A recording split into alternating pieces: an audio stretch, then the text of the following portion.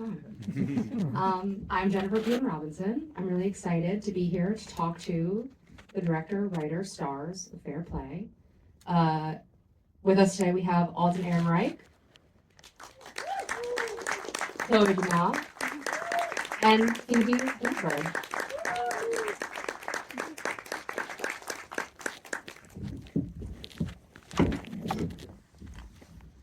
Hi. Who needs a drink? Who needs like 5 minutes just to sit in full silence? Because that's how I ended this movie. I just kind of sat there. I will start with you, Chloe. When the first time you kind of had the germ of this idea, was your way in and was the thought through Luke and examining kind of masculinity, toxic masculinity, or through Emily and wanting to tell a story about kind of like the push and pull of empowerment and sacrifice and the way that women, when they are big, also have to be small? It definitely started with Emily and just this feeling that a success doesn't feel like a win. It could feel like a loss, and also this feeling like you can succeed and your first reaction isn't excitement, it's fear. I would say that was the real kernel, because that was something that I was personally feeling over and over again. And so I think it was centered, or it started with that, the idea of feeling afraid of your success because the fear of what it might cost you, and this fear that you're not able to hold on to both, or as an ambitious woman you can't really hold on to both, that you will have to sacrifice one or the other.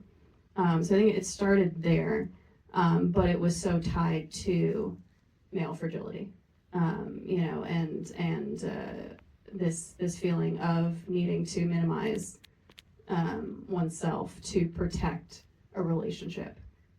So that was like the real kind of heart of it. And the first scene that I ended up writing for this movie was the scene where she gets promoted. And you see her first reaction isn't excitement, it's fear and not knowing how to tell her male partner. So that, I think that was really like the first seed. Amazing. Phoebe, when you first talk about your experience of the first time that you read the script. Yeah, I mean, it was a really memorable experience because I had never read anything that spoke to my soul in the way that the script did, and kind of unleashed a lot of feelings that I didn't even know were in me. But it spoke to so many things in my life and experiences that I'd had, and also friends and women in my life. I felt it on a really deep level, and Emily just felt so complex. There's so many things going on. The Luke character didn't feel one-dimensional at all. Like, these characters were so fully formed, and the script is so layered and complex, and I think that the experience I felt when I read it was like utter fear. Like, how would I take this on, and even where would I begin with this role? And I think that's always like a great start when you read a script. So yeah, from that moment it was like all guns blazing, I'm gonna try and get this role. And as soon as I spoke to Chloe and we had a conversation about it, and it felt so personal to her, and then it just kind of all happened so quickly. But I'm kind of glad that it did, or else I think I would have had a lot more fear about it. Was that fear present through shooting? Oh yeah. I think it was like when we first met. I mean, also we shot this movie in Serbia. So it was like we arrived in Belgrade in January, and it was cold, and it was like the script. This I don't know. There wasn't one day that I wasn't like terrified to film a scene because there's so much in there. But as soon as we stepped into the rehearsal space, and me and Chloe and Alden all just got to talking about it and rehearsing and diving into the scenes, it just immediately felt safe, like a really safe space that we could explore everything that happens in this film. So I was comforted immediately by Chloe and Alden and the relationship that we formed very quickly. Alden, I hate to cop out and be like, same question, but what was your what was your experience reading the script? And I also want to say, I think it takes a very secure, brave actor to take this on, and you did a really, really great job. And what was the kind of internal, like, what was your experience of reading the script, and also like what did you kind of feel around saying yes to this? Yeah, I think when I first read it, you just feel on some intangible level when somebody's writing from a place that feels really personal. There could have been a story that you could have told exactly the same story, and if it wasn't as deeply felt, or it didn't feel like it was coming from somebody's experience or feelings at a real depth level, it could have been an entirely different movie that I might not have wanted to be a part of. But because there was that emotional depth to it, it really drew me in. And I was also really impressed with how it was structured, and also the use of the financial world, and taking an incredibly dense, a whole world that's incredibly detailed and complicated, and using it in a way in the film that I thought was really clear. And you don't follow everything as an audience, and I didn't follow it when I read it. I had to learn about that stuff. But I just thought there were some things that were done really so smartly. And then when I, as far as actually doing it, when I met Chloe, that feeling was really confirmed. Chloe was talking about her nightmares and writing out of a sense of, of fear, and I felt what this story meant to her, and I also felt her sort of grit and resolve around telling it. And so the best experiences I've ever had in my creative life have been situations where I felt confident to sort of surrender myself to the vision of an artist, of a writer, director, or director, but in this case both. And I just felt that with Chloe, and was even more taken with and impressed by her assuredness and control over the set. And when I saw the film, it was even better, I thought, than the script was. So I felt, when you have that safety net, everything is completely different. You could be doing much easier material with somebody you don't trust, and it would be way harder, if that little math equation makes sense. Yeah, it definitely does. Chloe, the design of this film is really spectacular. It is this like romantic horror nightmare. And in listening to other interviews, you should listen to all her interviews, they're fucking amazing. You've talked about how the design of the apartment, you had the walls close in and kind of got smaller, and the apartment got smaller and smaller as you were shooting. Talk about kind of just the design and the department heads and how you went about it, both in production and then in post, in finishing, because I think the color is really, really spectacular and the sound is really amazing, and it all kind of like fits in this romantic horror tapestry that you created. Yeah, I'd say to start with like the sets, I wanted to create two different set pieces that start to feel like this claustrophobic, toxic bubble that they can't really escape. So it was intentional always that these are two workaholics that go from the apartment to the office, back to the apartment to the office, and that there is no escape from each other, which is part of what leads to such a volatile final act. But yeah, so I was looking to try and figure out how to create that feeling of claustrophobia, where you feel like the world is closing in on them in two different kind of looks and feels. So with the apartment, this idea that, and it also started with like the hallway to the apartment. Like when she first gets promoted, she's walking back to the apartment.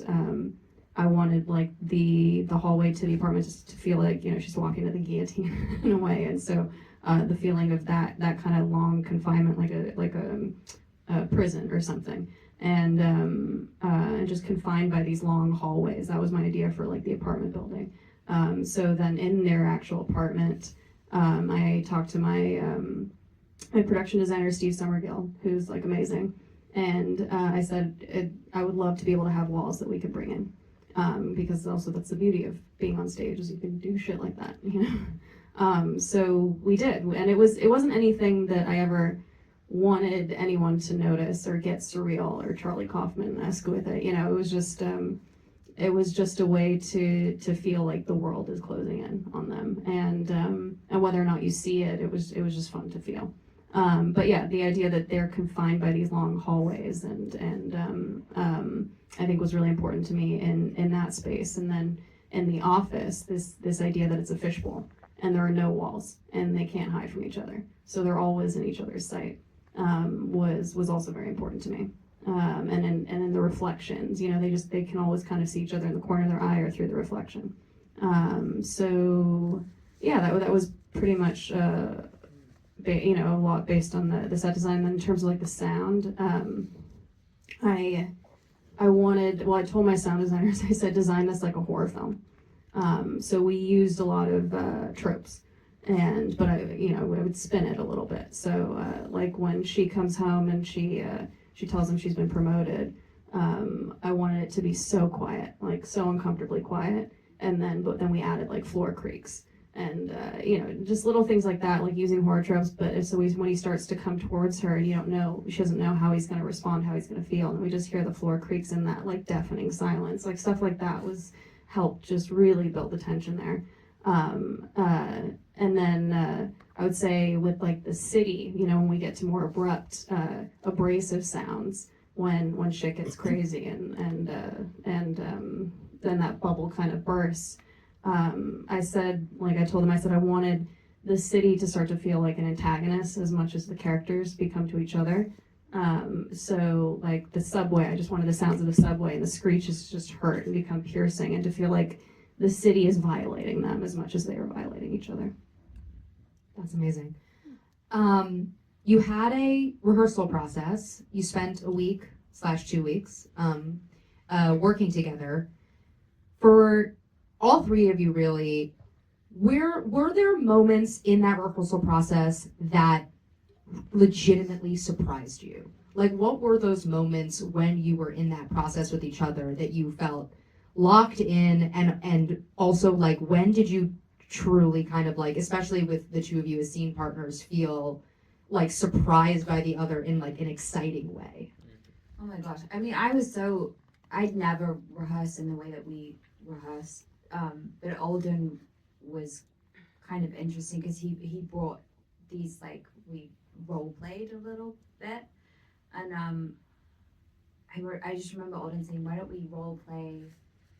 I think the first one was like how we first met or something, I think. Yeah. And I was like, okay. And then we did it, and it felt like so, I don't know, there's something about it just made it feel so much more real. And we knew where our story started, and I'd never done that before. I haven't worked in theater either, so I haven't, like, it was so new to me. But I felt very surprised with kind of what came out of that experience and what we learned about each other and our characters, and so that was really fun and exciting. Yeah, we did. The first day in the office and me showing Emily where her desk is going to be and kind of getting to know each other and flirting and this kind of banter. We did the first time we said "I love you" to each other in the bedroom of the apartment, and that one was very moving because it was very emotional and very intimate, and it was like it was in a way the worst version of doing stuff, as you know. It feels like there's a bunch of words and everybody's trying to figure out how to say these words or something, and so this was giving us this chance to take it off the page and really live in character, but with our own minds, our own instincts, our own words in this way, and kind of make a connection that way. And it created this layer that I think lived underneath all the scenes that came after it, and it also connected all of us as kind of a team, in the same way that if you were at a dinner party and somebody just suddenly opened up about something really personal, it just changes the energy in the room, and the whole room feels a little bit differently about each other in exactly, that way, but more extreme. We kind of built that so that when we had to venture into these serious, intense moments, I think there was a much, much better feeling of trust. Yeah, and I would say, I think that the rehearsals, it created this bond and trust that by the time we got to shooting, and it was also, we went in, I don't know how anyone can not rehearse. Like, I talked to some directors and they're like, I just walk in on the day and I'm like, that is insane. How do you sleep the night before? I think we're rehearsing almost, I think we rehearsed about 80% of the film, and so we were able to work out all the kinks. We were able to but really more than that, just really get on the same page, and there was an energy there, so that by the time we got on set, like it allowed for that spontaneity and those surprises in a way that I knew how to lean into it. And I was just to talk about like two different moments when each of them like surprised me in the most incredible way was I'd say with Phoebe, there was the big breakout fight where she's like, no, Campbell wanted to fire you because you're the one who's weak. That was my favorite. It's my favorite scene to write. It's my favorite scene to shoot, and it's my favorite scene to watch. Because it's the first time, like there's all this tension, and it's like you're waiting for her to kind of stand up for herself, and this is the first time they go at it. But I remember when Phoebe got to that level. My favorite thing about it, because it's like I know what I want, but they would always just give me something unexpected that I didn't know or didn't think about, and it just added a level of complexity and humanity to it that was just so electric. But she said that line, and you could tell this was like she was really being pushed to the limit to go to that place, and she said it with such contempt, but as soon as the words came out of her mouth, there was this rush of fear. Like as soon as the last word, like, because you're the one who's weak, it's like weak, and then it's like she knew that she was like her relationship was fucked in that moment, and that was something that she brought. That was just like this unexpected, surprising moment that was just gold. And then with Alden, I remember it was on the couch when they start to kind of come back together, and they start to hook up on the couch, and this is halfway through the film. I'd say a little more than halfway through the film. I would say the way, because I think what I said to her when you start, like, she's trying to seduce him and he just wants to slow it down, and he needs to slow it down to connect back with her because he feels like he's losing her, feels like he's losing himself. And I said, say, I love you, like I don't want to lose you. But the way that he did it, it was so heartbreaking the way he said, I love you. But then when he pops back up off the couch, when he can't perform, like what he brought, like that pain in his eyes was just so unexpected. And the way that the camera caught it at that moment, of that unexpected thing that he brought was just like the set had never been quieter than that moment. I remember everyone at the monitor just being like, holy shit. Talk to me about how you scheduled the film, knowing that it was such what it was. Well, it's funny, we were talking about today, I was like, when I sat down with my AD, I'm like, okay, so we should start with some light scenes just to, get them into it. Like, we looked at it, we're like, there were no light scenes in this movie. I would say we wanted to definitely start with the two of them, all the stuff that was the two, because it's kind of like, it was almost funny when we were filming it, it almost felt like two different movies. There was the movie in the apartment with them, and then there was the movie in the office with everyone. And we shot all the apartment stuff first. So all the intimate stuff when they're early and in love and everything's great and love is possible, And then, but it gets pretty intense really quickly. But we just, and that was really great, because that's also how we rehearsed. We rehearsed just the three of us, so we could kind of just go straight into those scenes. And we really got our own rhythm down, so that by the time we brought in more people, we felt like there was, more stability there. But yeah, by the time we got in the office, but it was also fun because it was like very, very intimate with the three of us. And we got in the office, it was like, there was Eddie, and and all these different actors, and and then all background. So it felt like a different beast. But that's basically how we broke it up. And you shot the apartment chronologically, ish.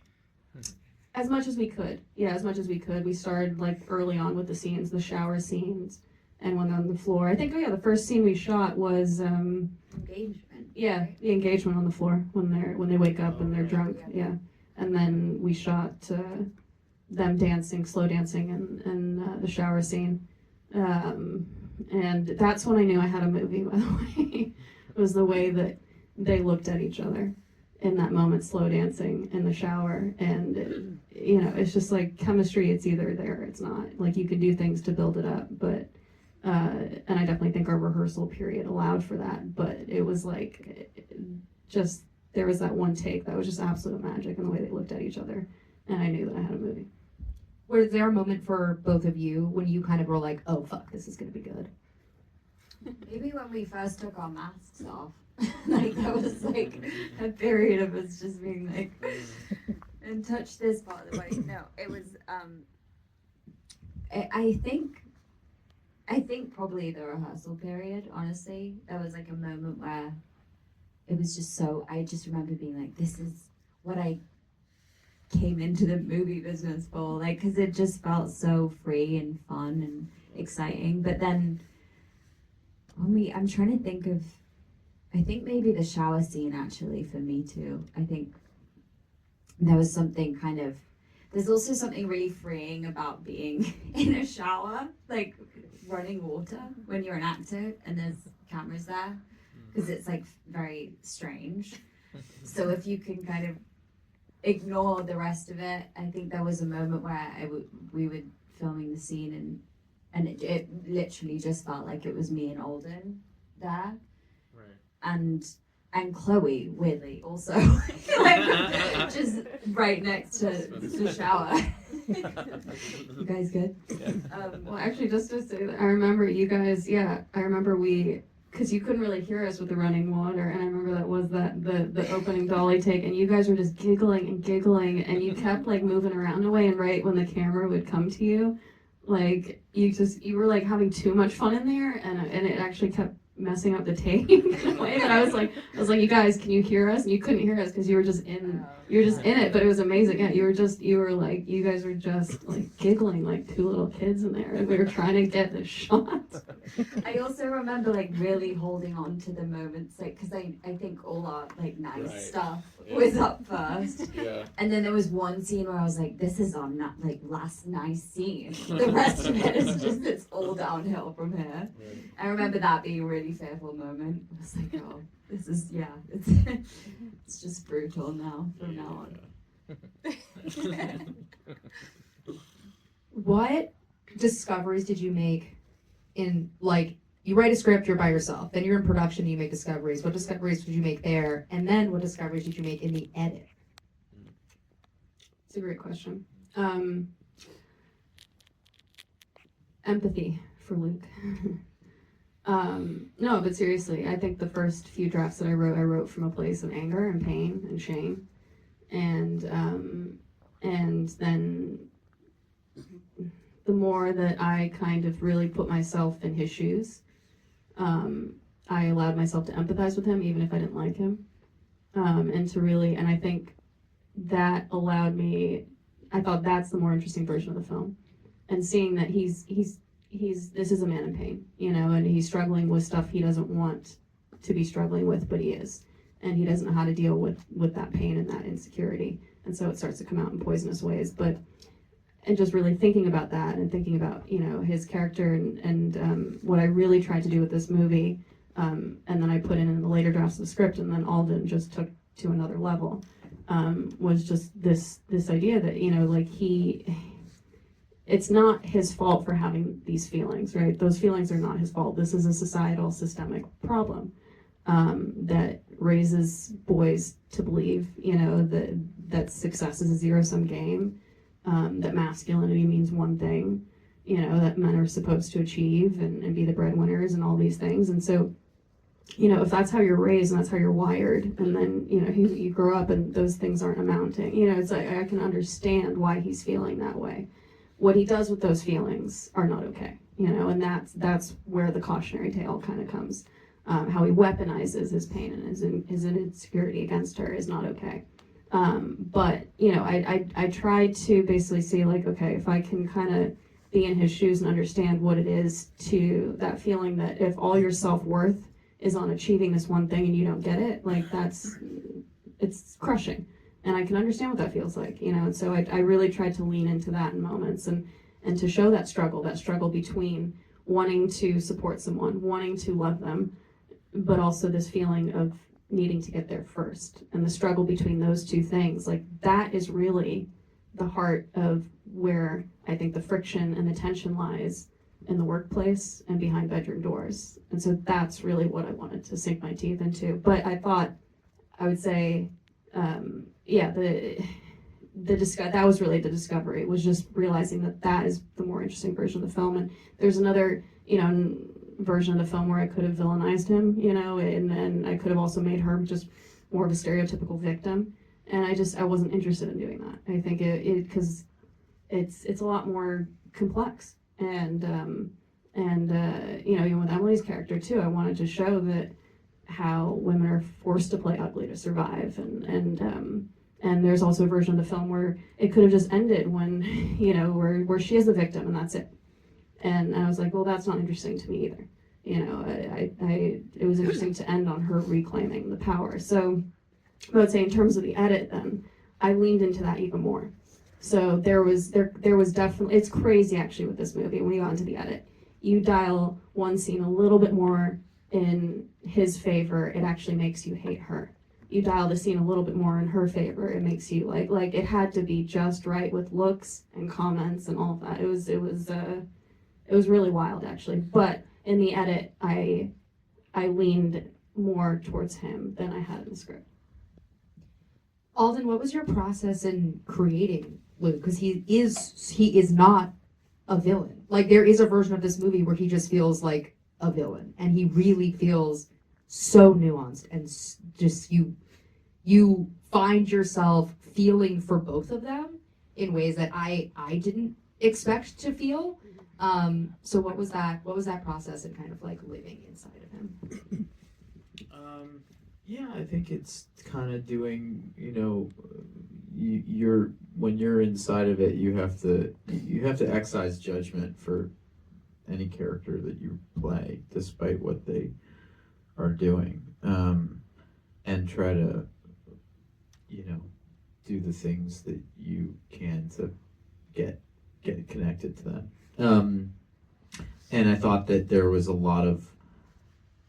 because the structure of the film was really strong, there was a lot of opportunity to explore a lot of different colors, and also because Chloe had written it with this felt kind of feelable ambivalence in certain moments, like the scene where she comes in drunk, for instance. So I found that, it starts with the script, and then I just thought, that's a terrible answer. I think it was great. Yeah. Thank you so much. Thank you so much. Thank you so much. Thank you so much. Thank you for being here. Thank you. Thank you. Now. For the music. Thank you.